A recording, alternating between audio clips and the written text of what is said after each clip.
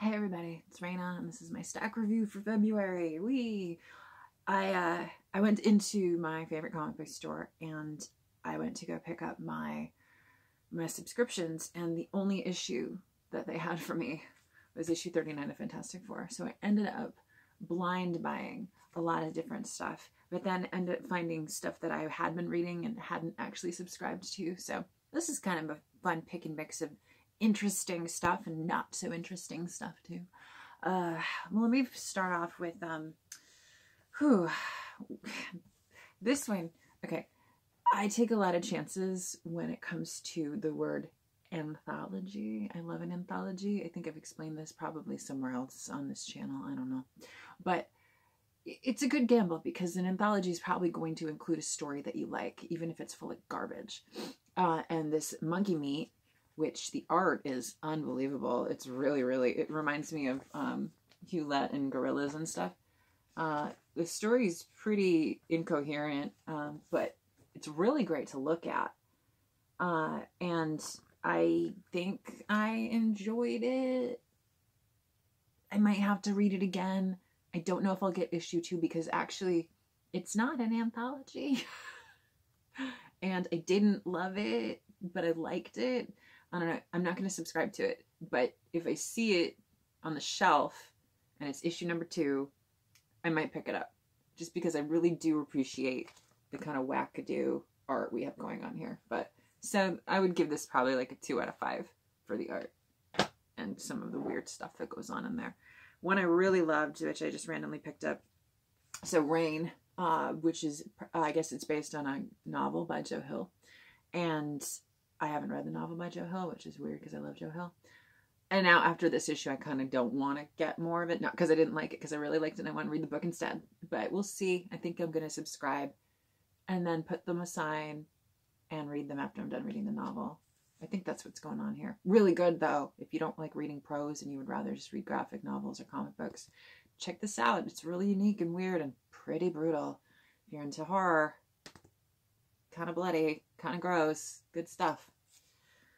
This is so fun. I don't know if any of you guys out there read Ecstatics back in the day. It was a satirical take on superheroes and social media and all of that garbage, and I loved it. I love the Allreds. I will read anything by the Allreds. I just love their style. Looking at what they do, just it fills something inside of me. It's like eating your favorite food. That's what how I feel when I look at the Allreds work. I'm just very much like, oh, yummy. That's an advertisement. And you know what I would love? You know, I would absolutely love, and this will never happen, I would love to see the Allreds do a straight off Inhuman series. Like, if they ever decided to bring the Inhumans back, I think the Allreds would be the ones to do it. But that's neither here nor there because no one gives a shit about the Inhumans except me and like 3 other people. So anyway, moving on. Fantastic Four number 39 was so good. I love this run on Fantastic Four.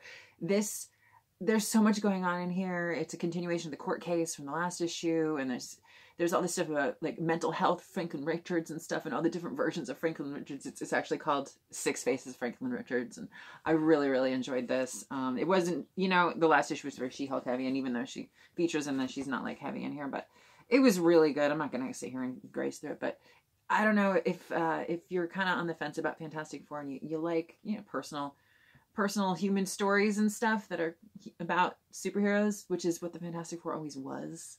Fantastic Four started that. It makes sense. If you're into that, then get this. Or don't get this.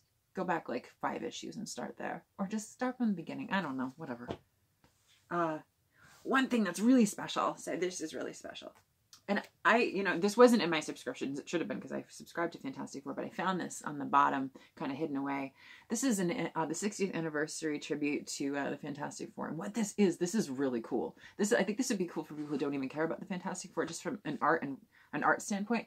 So what they did here is it's a reproduction of the first issue with Fantastic Four in the 3rd annual where Reed and Sue get married. But every single page is done by a different art team.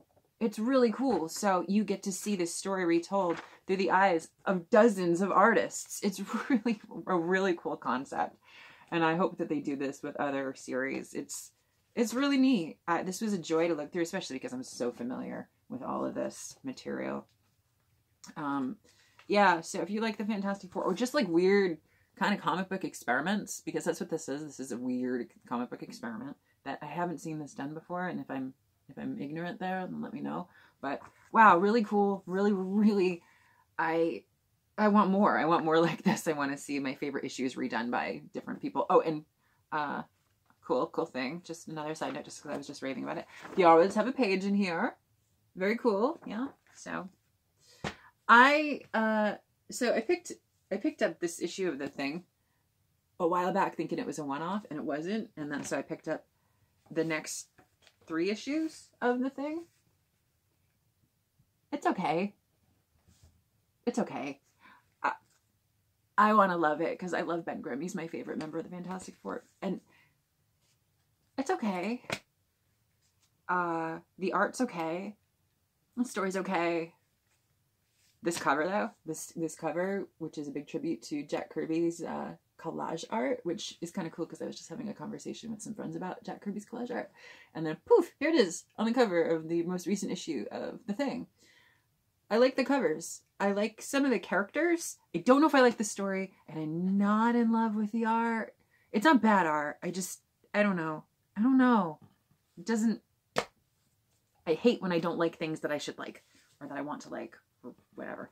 Anyway, I picked up the last 2 issues of Maw, and then I reread the whole thing today because I felt like I needed to. So issues 4 and 5 of Maw. If you haven't looked at this series, fair warning, it's about sexual assault. It's all an allegory for rage and violence against women, and it's pretty fucking heavy, actually.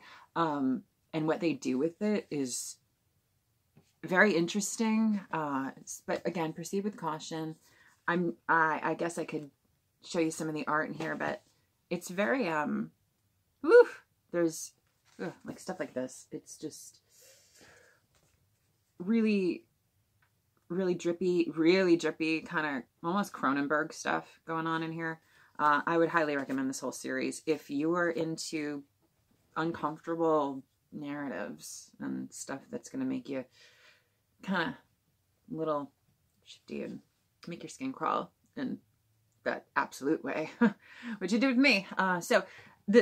Maw as a whole, it's only a 5-issue series, and yeah, I enjoyed it. This actually is probably going to be I'm probably going to do 2 stack reviews this month, because this stack review was not really my stack.